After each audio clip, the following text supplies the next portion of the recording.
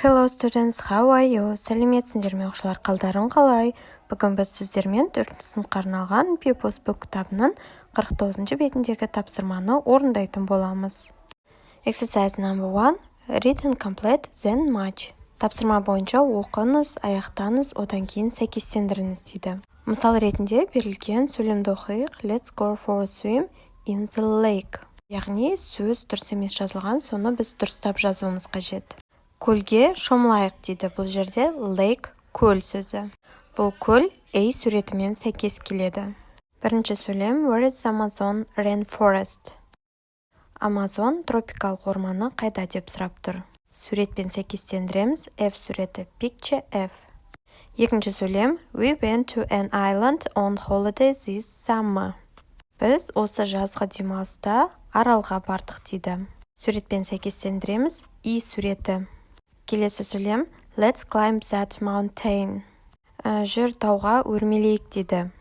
Суретпен сәйкестендіреміз. B суреті. Келесі сөйлем You can see the ocean from his house. Сен мына үйден мұхитты көре аласың дейді. Ocean дегеніміз мұхит. Суретпен сәйкестендіреміз. D суреті. There is a river in my village. Менің ауылымда өзен бар. Суретпен сәйкестендіреміз. C суреті. Exercise number 2. Read and match. Оқыңыз және де сәйкестендіріңіз. Бірінші 123. C мен сәйкес келеді. 123. Келесі сан 334. 334. Келесі 400. 400. Келесі сан 567.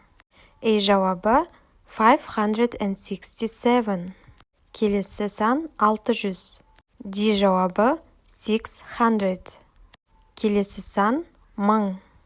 Жауабы B 1000. Exercise number 3. Read and complete. Оқы және де толықтыр. Бірінші мысал ретінде оқиық. Which is the 12th month? Жақшаның ішіндегі 12-ні жазбаша түрде жаздық. Бұл 12-ші айма деп сұрап тұр.